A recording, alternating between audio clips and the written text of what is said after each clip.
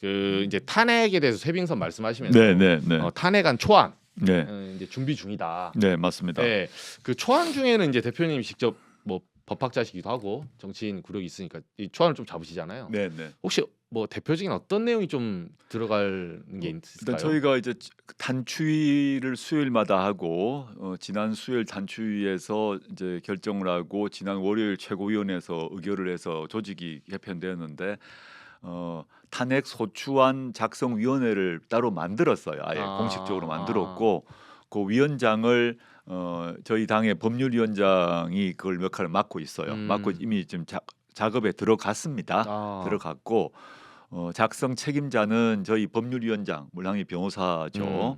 우수한 변호사인데 그 작업을 하고 있고 저도 당연히 이제 관여를 하고 있고요. 보고 있고 있는데 내용을 얘기 좀 드리자면 우리나라 그 헌법재판소 그 위원 결정이 딱 두 번 있었던 거 아닙니까? 노무현 대통령 같은 경우는 탄핵 안 된다. 그렇죠. 박근혜 대통령 파면이다라고 두 번 났지 않습니까? 그러면서 탄핵의 요건이 있는데 탄핵이 가능한 요건이 보게 되면 여러 가지 요건이 있는데 주로 헌법재판소 결정으로 봤을 때 박근혜 대통령 파면 결정에 이제 내용이 잘 정리되어 있는 거죠. 근데 두 가지 측면이 있을 것 같아요. 먼저 얘기를 드릴 수 있는 거는 대통령에 대한 탄핵은 우리 법상 불법이 있어야 되는데 즉 헌법에 반하는 행동 또 법률에 반하는 행위가 있어야 되는 거죠. 그건 뭐 다 알고 있는 건데 그것이 형법상 기소가 되어야 되는 그러니까 경찰 검찰이 수사를 해가지고 그 대통령이 기소하고 유죄 판결이 충분히 된다 정도까지를 요구하는 건 아닙니다. 이 차이가 있습니다. 그러네. 기소가 안 돼도 예, 기소가 그 검찰과 경찰의 기준으로 기소를 충분히 기소한다는 얘기는 유죄 확신이 있으니까 기소하겠죠. 그렇죠. 그 정도가 안 된다 하더라도 탄핵은 가능한 겁니다.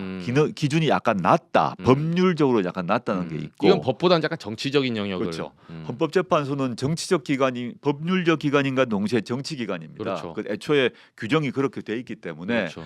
헌법재판소는 뭐 형사재판을 다루는 대법원이 아니거든요. 그렇죠. 그거는 먼저 기억을 하셔야 될 것 같고 그러면서 어떤 게 있냐면 이제 그래도 지난 박근혜 때 같은 경우 중요했던 건 뭐냐면 당시 특검이 돌아갔잖아요. 특검이 돌아가니까 유죄의 증거가 나왔어요. 아직 물론 재판은 안 나왔지만 그래서 지금도 특검이 매우 중요한 게 언론에서 또는 뭐 공익 제보자 고발해도 검찰이 좀 수사를 안 하잖아요. 그렇죠. 그러니까 이 증거가 나왔다가 압수수색 통해서 확보가 돼야 되는데 이게 아직 안 되고 있는 상태입니다.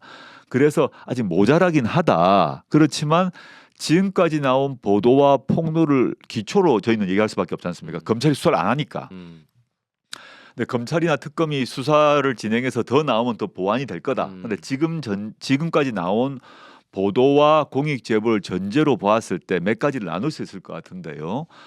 그거는 몇 가지가 있는데 이제 하나는 당장 이제 법률 위반이 매우 의심이 되고 법률 위반의 가능성, 개연성이 매우 높은 것들이 있습니다. 가장 가까이는 명태균 케이스죠. 이게 지금 법률 위반 가능성이 가장 높죠. 그렇죠. 왜 높으냐 하면 제가 다른 무슨 방송에서도 그런 얘기를 많이 했는데 요번에 오늘까지 확인해 보면 나온 걸 보면 명태균 씨가 공표 또는 비공표 여론조사를 했어요. 해서 윤석열, 김건희 두 사람한테 알려줬어요. 그렇죠. 보고를 해야 된다. 뭐 이런 그래서 직접 보고도 했다는 거 아닙니까? 대선 당일도 보고를 했다는 겁니다. 81번인가 해요. 총 81번 했는데 그때까지 한 번도 여론조사 비용을 받지 못합니다. 여론조사 비용을 받지 못하고 그것이 국민의힘 회계 보고에는 없어요. 즉 국민의힘의 채무가 아니었던 것입니다. 국민의힘에는 회계 보고에 전혀 없습니다. 지금. 그러면 이 빚은 누구 거냐? 윤석열, 김건희 두 사람의 것입니다.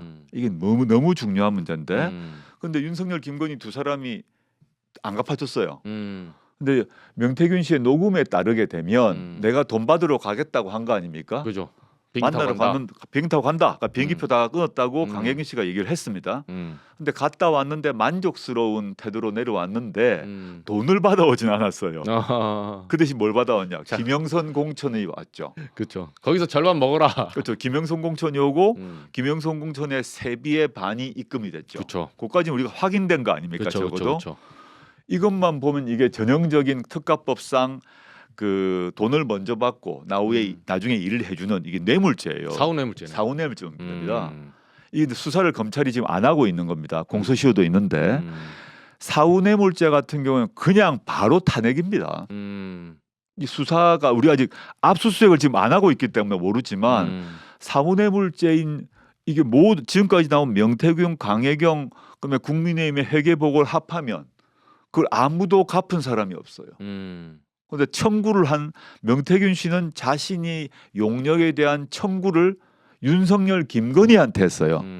그리고 김영선 공천이 공식 발표되기 전에 이미 알았어요. 그다음에 김영선이 공천되고 난 뒤는 어떠한 청구를 하지 않아요. 즉 명태균 씨 입장에서는 그것으로 빚이 해결됐다라고 생각한 겁니다. 모든 악의가 다 맞다는 게 하나 지금 있다. 그렇게 퍼즐을 맞출 수 있죠. 예. 예. 지금 저희 녹취나 현재의 모든 걸로는 증거. 그 검찰이 빨리 수사를 해야 되는데 검찰에서 이것을 수사를 하지 않고 정치자금법 위반만으로 해가지고 윤석열, 김건희를 뺄 수가 있죠. 윤김이 받은 윤김이 갚아야 할 채무를 자기가 안 갚고 국민의힘의 영향력을 행사해서 공천으로 때웠다.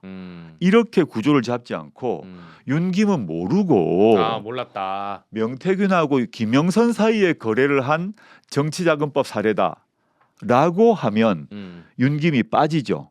이렇게 지금 수사를 하려고 하는 것 같습니다. 그래서 특검이 필요하다고 보는 거고요. 명태균 이제 게이트 이전에도 지금 여러 가지 녹음 테이프 또는 뭐 폭로 등에 따르게 되면 지금 김건희 씨가 그 공천에 개입한 것 정황이 많이 나오지 않습니까? 그렇죠. 한동훈 대표하고도 문자도 한 것 같고 또 뭐 여러 사람하고 했다고 지금 막 나오고 있습니다. 그러면 그 자체가 이제 개입을 하면 안 돼요. 그 개입을 하는 것이 그 박근혜 대통령이 공천에 개입해서 친박 넣으라고 한 것으로 징역 2년 받았습니다. 그렇죠. 그것을 수사하고 기소한 사람이 윤석열, 한동훈입니다. 근데 김건희가 한 것으로 나옵니다. 근데 문제는 이거죠. 김건희가 혼자 했냐, 윤석열과 공모했냐. 지금 이에 대해서는 대통령실이 언급을 하지 않고 있죠. 김건희 씨는 대통령이 아닙니다. 따라서 불소추 특권이 없습니다. 지금도 공천 개입에 대해 수사를 해야 됩니다. 안 하고 있습니다. 수사를 하게 되면 가장 첫 번째 물어야 될 게 김건희와 국민의힘 관계자가 뭘 얘기했는가 말고 김건희 씨하고 윤 대통령이 이 문제를 어떻게 나눴느냐. 지금 명태균 씨의 주장에 따르게 되면 윤석열은 눈이 먼 칼제비고 네. 아무것도 못 보는 사람이고 칼은 잘 드는데 그냥 칼만 할 뿐이고 네. 제대로 사태 판단을 잘 못하고 그렇죠. 사태 판단을 해서 어느 방향으로 칼을 찔러라 휘두르라고 지시하는 사람은 그 어깨 위에 올라탄 주술사 김건희란 거 아닙니까? 한 명은 머리, 한 명은 몸. 그죠? 두 사람이 공동 일신동체란 거죠. 서로가 서로의 부족한 그렇죠. 걸 채워주는. 그럼 김건희 씨의 공천 개입을 윤석열 대통령이 몰랐다라고 생각하기는 힘든다고 봅니다. 저의 생각으로는 윤김 두 사람이 공모를 하고 김건희 씨가 국민의힘 관계자와 연락을 했다고 봅니다. 그러면 당연히 이것이 확인되면 탄핵 사유죠. 탄핵 사유고. 사후뇌물죄로. 예, 요거는 이제 그 사후뇌물죄가 아니라 하더라도 그죠. 공천 그렇죠. 개입만 해도. 개입만으로 맞아요. 정당법 등등등 뭐 다 선거법 위반이 됩니다. 일단 두 가지가 가장 축이 있고 그 외에 박근혜 대통령에 대한 탄핵 결정문을 보게 되면 대통령의 헌법을 준수하려는 태도가 없다 이런 말이 있습니다. 태도. 뭐 어려운 말로 이제 좀 행상 책임이란 말을 하는데 쉽게 말하면 행태가 그 사람 대통령으로서의 말, 대통령의 행동, 사고 패턴이 헌법을 준수하려고 하는 게 안 보인다 이런 말이 나와 있습니다.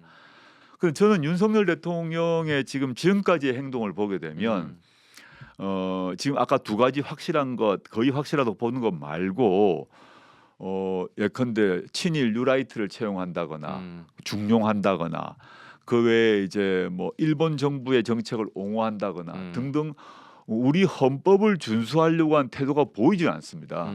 이 점에 있어서도 전 탄핵 사유로 들어갈 것이라고 저는 보고 있습니다. 물론 더 사실 세밀하게 들어가면 여러 가지가 있는데 일단 크게 한 3가지 말씀드립니다. 알겠습니다.